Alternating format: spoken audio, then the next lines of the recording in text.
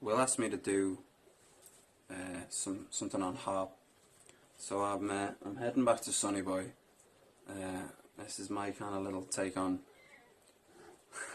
Bye Bye Bird, featuring my cat. What's going on, Jax? Come on, be on the internet, mate. Come on. Anyway.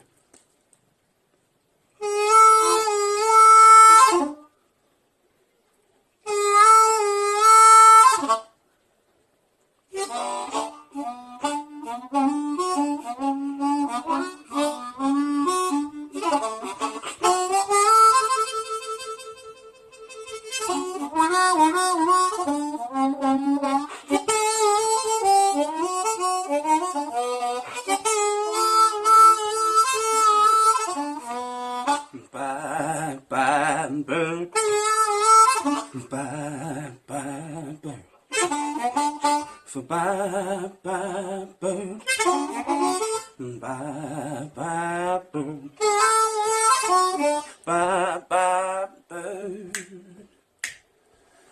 baby I'm gone.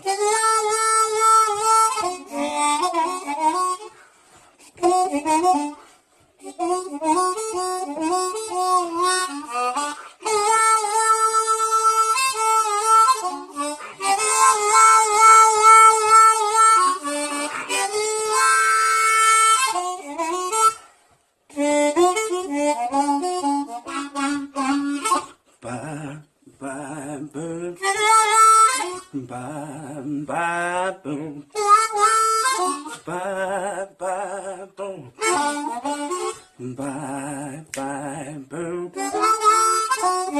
bye bye bird, I ain't coming home.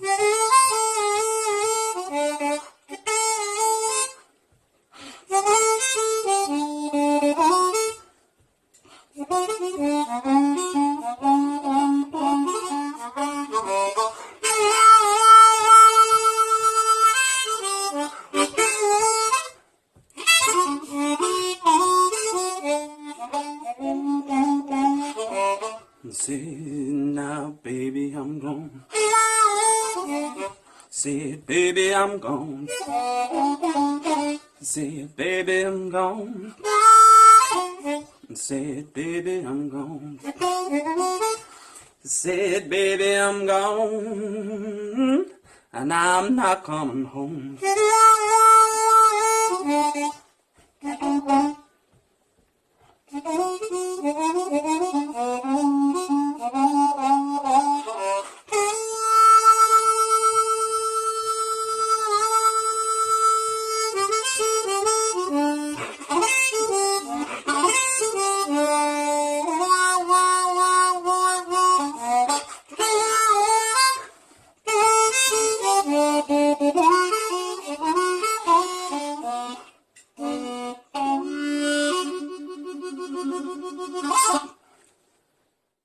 How's it going, people? It's Reverend Jonnie Hodson here from Keylock and the Headhunters Blues Band. Will sent me some questions and I'm going to answer them for you all right now. How are you coping with lockdown as a musician and as a person?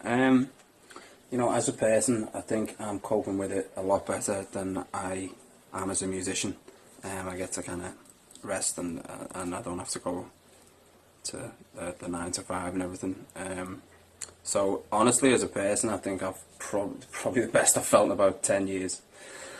As a musician, on the other hand, I mean, this is great, and you know, kind of bouncing jams to each other and recording vocals and stuff, you know, in the airing cupboard and all that kind of thing, is all a lot of fun. But the lifeblood of being a musician is playing with the band, you know, and playing in front of people. Kind of like that thing with the Premier League, you know, that argument where football is, you know, without the crowd it's nothing. It's kind of like that with music as well. And it's, you know, don't get me wrong, it's been fun recording vocals into my tablet and stuff like that, but I'm very much looking forward to playing with the boys again. But as a person, I'm doing pretty good. As a musician, I'm not. How long have I been in the music industry, and do I remember performing in front of a live audience? Music, I think really kind of being in the music industry, whereas, you know, you're not just playing local gigs, and that's, you know, nothing against people who do play local gigs. Obviously, people need local gigs, but as like a kind of touring musician, and it being like a kind of 24/7, or as I say, like a 25/8 thing. Probably about 5 years, although it's always been in me. You know, it's always been in me. But yeah, I kind of first went on the road about 4 or 5 years ago. Started kind of going out and touring and stuff.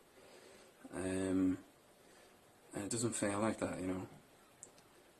But as for getting in front of an audience, oh, great googly moogly. Yeah, I do. My first band in Liverpool, just after Vietnam, I think it was Loaded Dice, and we played a community theatre out in Netherley, which isn't bad. Like, not a bad first gig, you know, playing a theatre. They had like a band night on there, and I was like, oh motherfucker, I'm fucking Steven Tyler, you know. I felt incredible. And we got called for an encore, but we didn't have any other songs, so I think we just played. I think we just played the first song again or something. But yeah, that was I think that was in a world of still in black and white. First met you when you were with Black Cat Bones. You got to tour some great bands. How was that? Well, Black Cat Bones, man. It was incredible for all of us, I think, because none of us had ever been like on the road before. So going out and touring with Marco and playing with Great White. Who else did we play with? The Choir Boys, obviously. That was a great night. Yeah, going out and doing that was a real learning curve for everybody. It was certainly a learning curve for me, because I was doing the tour management side and like the booking side. So I got like a real quick crash course in how to put a band on the road and how to keep a band on the road. You know, trying to make the finances work and all the rest of it. So that was really interesting. It was tough, you know. It was like, because everyone goes out on the road, you know, excited and going on tour. So it was tough kind of keeping it together, but the shows are incredible. There's a few that really stick out. We played Hair Metal Heaven, which we did not fit on as a band. We were not a hair metal band. But we couldn't believe being in Hull City Hall. It's a fucking massive audience. So yeah, it was pretty good, yeah. And I learned a lot about how the kind of mechanics of touring and being in a band works. So it was stressful but rewarding, I think, is the right way to put it. Years ago, you formed Keylock with Aaron. How did this come about? Well, meeting Aaron Keylock. I met Aaron at a gig that he opened for The Answer in 2016. And we got to talking about singers and bands and music, and you know, we had a few beers. And I think when I went up to him, I said, "So who are your favourite singers then?" And he said, "Oh, you know, at the moment, Muddy Waters, Otis Redding, Paul Rodgers, and someone else." And I was like, "Fuck, this guy should be my best friend in the world," and now he is. I think in a Jim Beam soaked stupor, I sang 40 days and 40 nights really loudly in a bar, and at that point he should have gone, "This guy's fucking nuts," and walked away. But he didn't. When he decided he no longer wanted to take the vocal reins anymore, he got in touch and we spoke about a jam, and I don't think I was really songwriting with Black Cat at the time. I think I was feeling like I needed a bit of an outlet to write songs. And I'm always up for a jam, you know. Anyone ever calls and like says, "Do you want to have a jam? And let's see where this goes," kind of thing. So we did. We met up, and he came up, and we kind of sat in with the boys in the Headhunters Blues band. I think it was, and We just jammed kind of blues standards. So we played Stormy Monday Blues, which was that was pretty good. I think we did Dust My Broom and all those kind of blues standards, and I think we kind of stepped back and looked at each other and kind of went, oh, you've got you know what's going on here. And then afterwards it was kind of like, well, should we meet up and see if we can write some stuff together, because I had a bunch of ideas and he had some ideas as well. And we did, and we the first song we wrote together was Coming Home, which was the first single that we released. A 7.5 minute nod to the Allman Brothers. So yeah, that was kind of, I think when we started writing songs, I think we were both a little bit busted up as well. He said to me later he'd kind of lost his way, and I'd certainly feeling a little bit burned out. And I think the reason that kind of formed so quickly and so kind of strong is because we were both kind of broken with it and busted up with it, and so I think we both kind of built each other back up. Oh, so yeah, I don't think you mind me saying that. Yeah, but it's been an incredible ride so far. We're writing a hell of a lot of songs, which is good, because that's what the music industry thrives on, isn't it? It's the lifeblood of every band, is the songs. So yeah, we got together, we wrote, and then it was kind of a case of, right, well, the relationship between me and you is good, and there's some good songs. So now we're gonna have to form a band, and we didn't want to just kind of go back and rely on the people that we'd kind of played with before, which would have been very easy to just kind of ring a bunch of people and go, I know you, you know me, let's do this. We kind of went scouting to see if we could kind of find the dream team a little bit, really. And I think we've definitely done that. It's definitely a very creative band, and fuck me dead, am I looking forward to playing in a room with them again. Yeah. Travelling Rock and Roll Circus fits the description perfectly. Who came up with it and how does it fit? You know what, I think, I don't want to take credit for something that wasn't me, but I'm pretty sure it was me that came up with that. Because I think we jumped the gun a little early and said to our management, we're ready to play live. Or I can't remember which way around it kind of happened now. I'm not sure if they kind of just wanted to throw us into the deep end and see how we, if we swam or sank. Because I don't think we were actually signed to them at that point. I think they were there just kind of advising. And they said, right, well, we need a logo. I was like, oh shit. So I knocked that logo together with the two big K's. And it just had the gap at the top and the bottom, and I was like, wouldn't it be cool if we had like a kind of like a calling card kind of thing. So I put Travelling Rock and Roll Circus in, thinking, oh, that'll be like a first draft thing. And I sent it over and said, what you think? And I was like, oh yeah, that looks really cool. And I was like, oh, okay. But it definitely fits the description, because like our idea is that it's coming to a gig is that kind of excuse to have a party, and coming to, the gathering of the tribe, and everyone together just having a good time. And the circus is this kind of almost that kind of imagery of setting up the tent wherever the gig is the circus. So yeah, I think it describes it well. And I think if you'd have spent much time with us, you'd realise that it does kind of describe this band of gypsies we've got with us. Like, it's fun. Keylock have released a couple of singles, Coming Home and Shine On Me, a real southern kind of roots free sound, but with your own stamp. How have they been received? Amazingly. Totally blown away, especially by the reception Shine On Me's got. I kind of felt like I knew that was going to be a good one, though. I think you never know what's going to like kind of land. But Shine, when we were writing Shine, I was like, I feel like there's something a little bit special about this one. But yeah, the reception's been incredible. We were playlisted, early on Planet Rock Radio. Then Classic Rock Magazine did a feature with us online. We're on the New Rock playlist.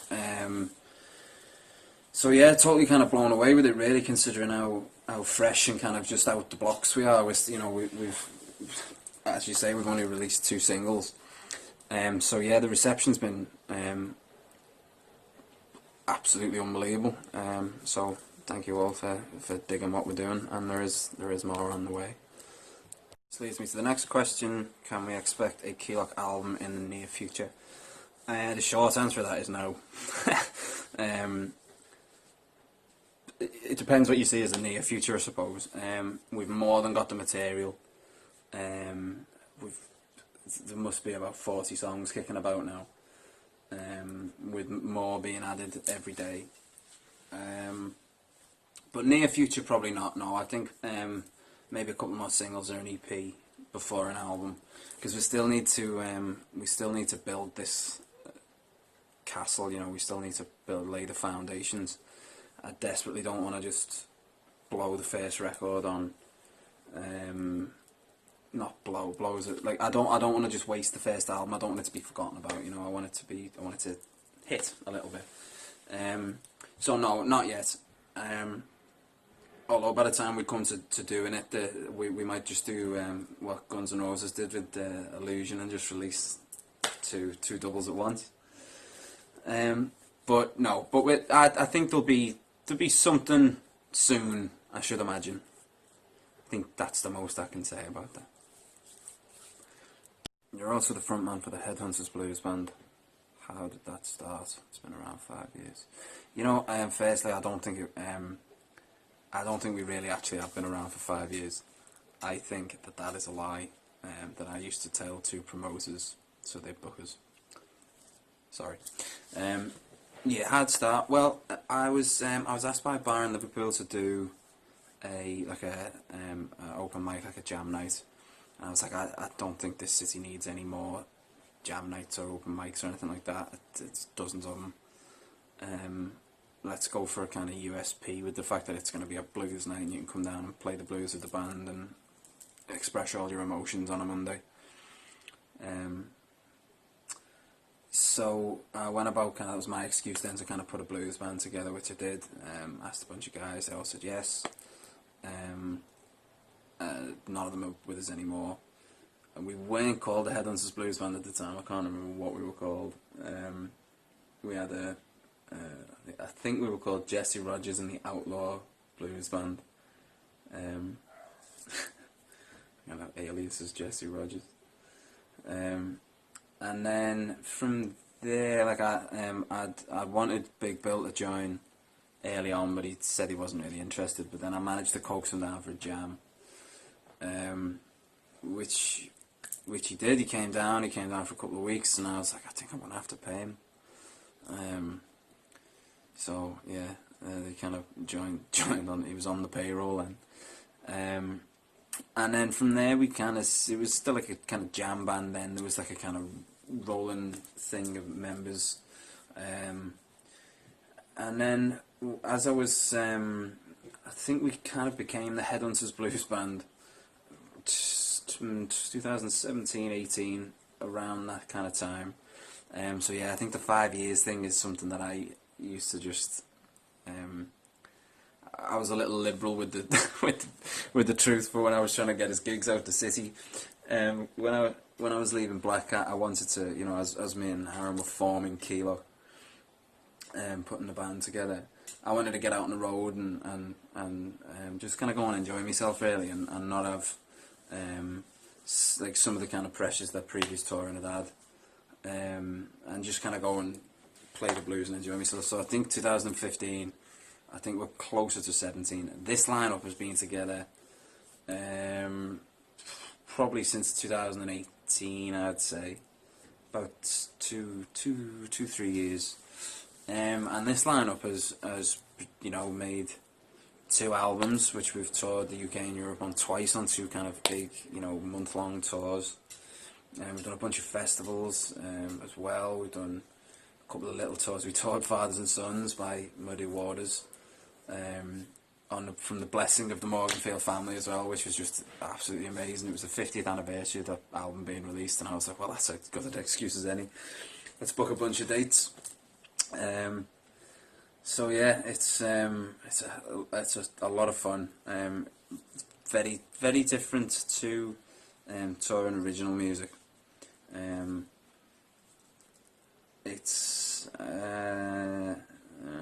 There's different pressures to it. There's like, I'm very precious about how the way that this music is, how the blues is played, and I've got a very kind of specific kind of thing. I want the sound in my head to be on stage.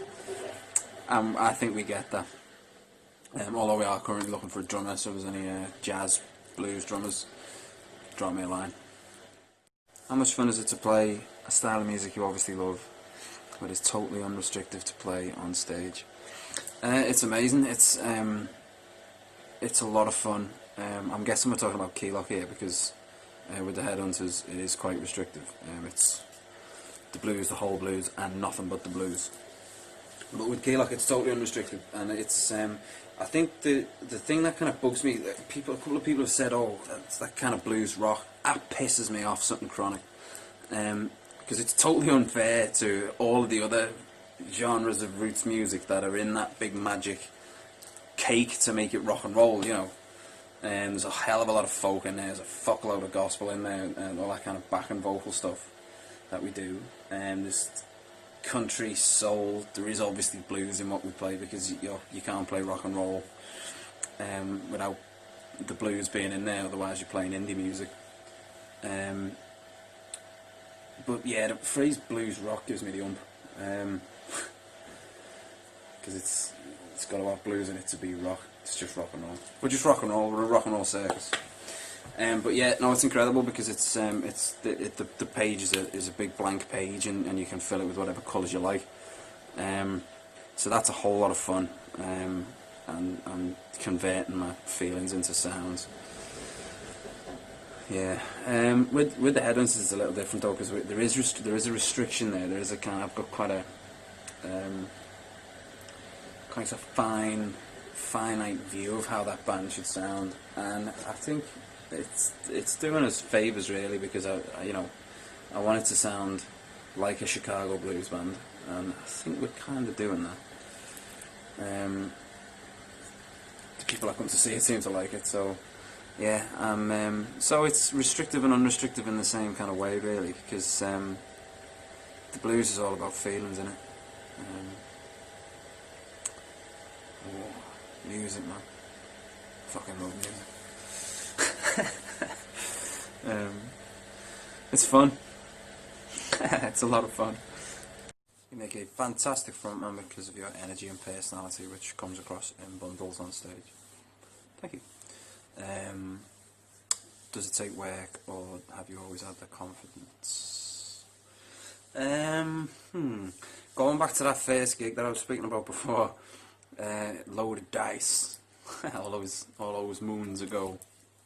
I was shitting it. I was shitting myself. I think what's kind of gone for me is that nervousness thing. I don't get very nervous before I go on. I get very excited, like all that kind of, like a kid going to a fairground or something. I just get very, very excited. I just want to get on and do it, and it's never long enough. I don't think I've ever come off stage. Well, I don't know, a couple of gigs maybe, and gone that. That was fine.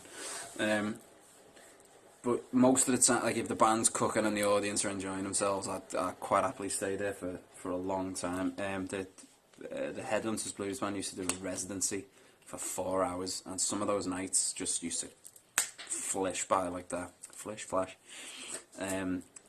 Admittedly, some of them used to drag as well. But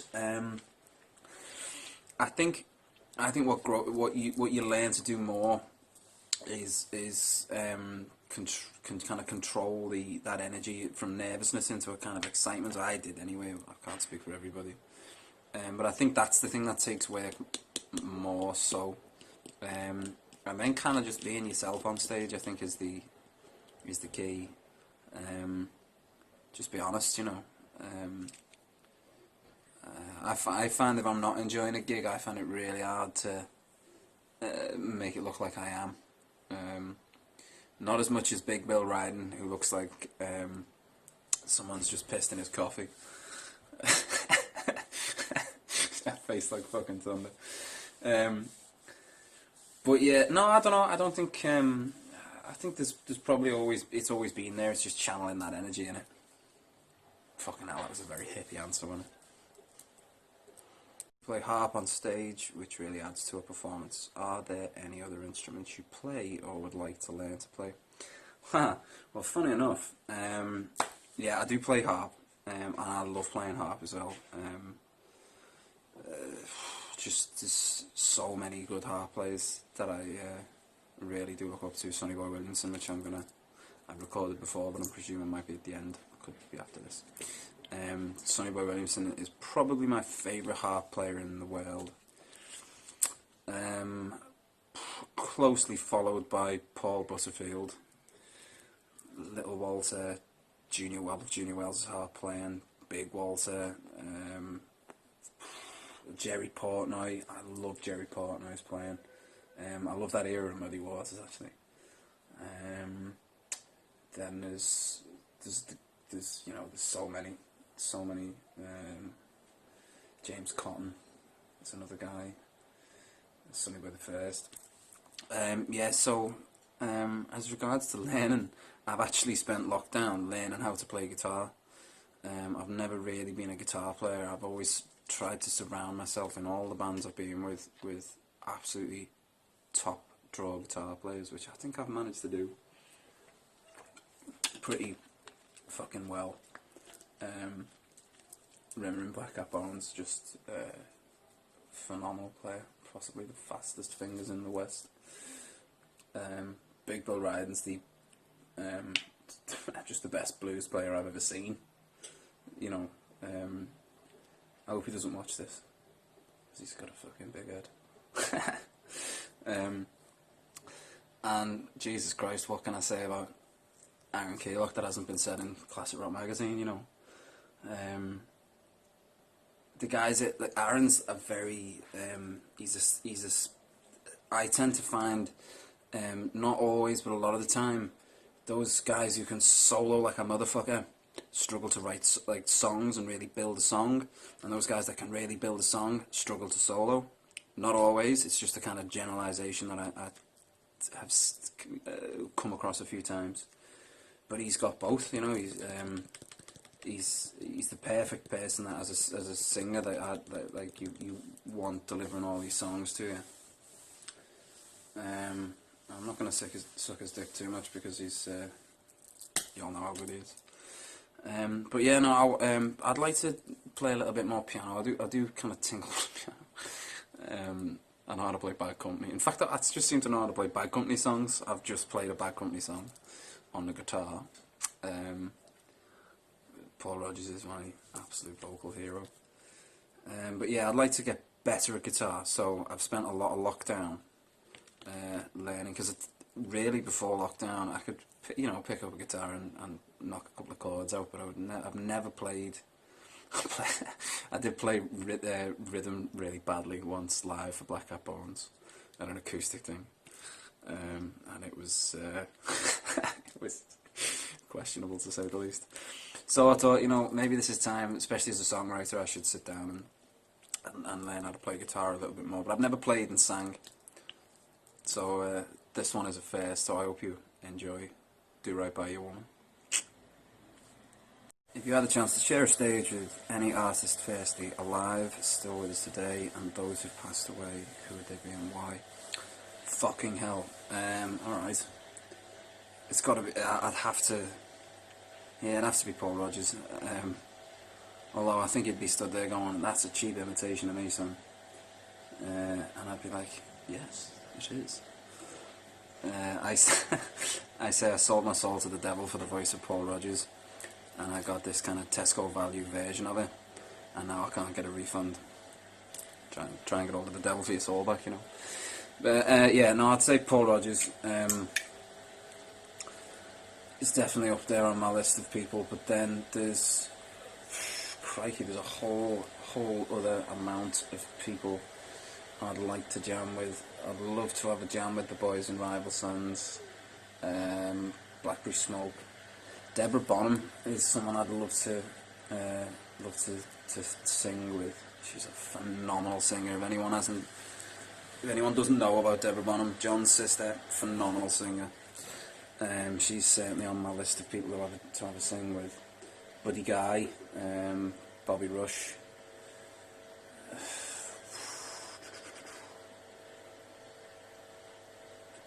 The list's endless. I'm sorry, that wasn't really a proper answer, was it? It's a long list. But as for the people who've passed on, Jesus, that's probably a longer list. I'd love to have had a jam with Kossoff. Criminally underrated guitar player. I'd like to jam with Mud, but I wouldn't want to sing. I'd probably want to play harp for Muddy because his voice is just an instrument by itself. My goodness me, B.B. King. I'd love to kind of sit in one of those jams, you know, just sing a verse or two. I'd like to jam with Robert Johnson and find out if he was actually playing in those mad tunings, or if you know, I don't know if anyone out there has heard the rumour about Robert Johnson that over time the recordings have been sped up. When you slow it down, it's in Spanish, open G tuning. So I'd like to have been around. I'd like to have maybe Skip James as well. It scares the shit out of me, Skip James. There's a lot of people, I think. Both like Elton John is still with us. I'd love to play with Elton. Cat Stevens. There's a long old list on both sides of that. Kind of really just reasons why are pretty similar. Is just I look up to them, to the way they sing or the way they play. Like I feel like singing with Paul Rodgers would just be like an education. It'd be like the graduation of that particular learning curve, you know. What's your favourite period in musical history? We were on I did a BBC thing. I'm pretty sure it was on that I was asked if like a decade. And I said, now, can I just have a 10-year period as opposed to a decade? Because I reckon 65 to 75 is probably my most listened period of music. Because in that period, there's so much music, so much great music. The Who, the Stones, Free, Fathers and Sons, my favourite album in all the world. Was released in '69. Otis Blue was 66, 67, I think. James Brown, Four Tops. Loads of great Elton. Killer Cat Stevens stuff, like I mentioned before. Yeah, I'd say 65 to 75. There was a whole lot of great stuff going on then. Does that count if I just cheated? Is that allowed? 65 to 75. If I was a superhero, what power would I have? I think I would have the power to kind of show people themselves in third person almost. To kind of point out to people, you know, when people are just being a knob. I'd have this kind of like da-da-da, hey man, you're being a twat, stop it. And then they kind of like would be able to see and they'd go, oh shit, yeah, I should stop doing that. That would be my superhero. I'd be I don't know what you'd call it. Write in. Comments below. Beer, whiskey, tequila, or all three. Well, I don't drink anymore. And it would have been all three and whatever else was going, which is why I don't drink anymore. Although if I had to pick, I'd say whiskey. Rye whiskey would have been my tickle. Car or motorcycle? Heart says bike, head says car. A Morris Minor. I really want a Morris Minor. Although saying that, I could do with a good nice old Norton or a BSA or something. Head says car. What is the first thing you'll do when lockdown is lifted? Woo-wee! First thing I want to do when lockdown is lifted. Well, we need to go on. Keylok needs to go on demo. We've got 750 million songs that we need to get together and work out. So that's what I'll be doing with Keylok. Not quite sure the finer details of it, but writing, finishing songs. We're bouncing a lot of ideas to each other, but there ain't no substitute to being in the same room. So that'll be priority with Keylok. The Headhunters Blues Band, we need a drummer, so we'll be getting hopefully a few drummers into a room and seeing if they would like to come and make an album and then go on the road and you know, that kind of thing. And personally, I'm looking forward to just seeing people and hanging out. I think that one of the things that this has made me realise, firstly, this lockdown has made me realise that we're all just living too quick. We're all just kind of frog marching ourselves into the grave. We don't make time for each other. We not to get too preachy or kind of hippie about the whole thing, but we like when was the last time you went and saw your mate? You know, that guy that you used to hang out with all the time that you love. When was the last time you went and saw him? Bet you fucking miss him now. So yeah, that's what I'm gonna do. I'm gonna make some time for people. Saying this now, you know, after my little speech. But yeah, going and living and kind of just living in the moment, smelling the roses, I think is my plan. This is a tune called "Do Right By Your Woman" by Bad Company.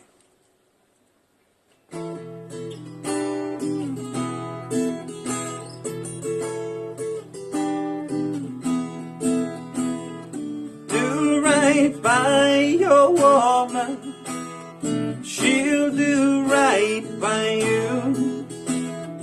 Do right by your woman, she'll do right by you. Will you always gave me loving, though I treated you so bad? I've changed my mind about wasting your time, spending money and drinking wine. Do right by your woman, she'll do right by you. Do right by your woman, she'll do right by you. Will you always love the loser?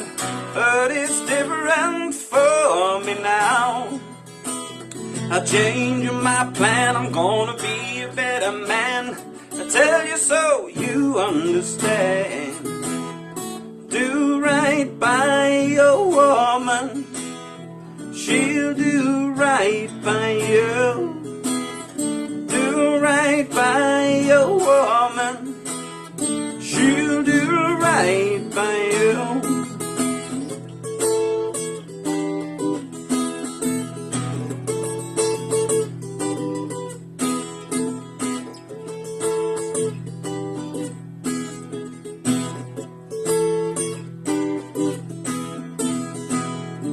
Do right by your woman, she'll do right by you.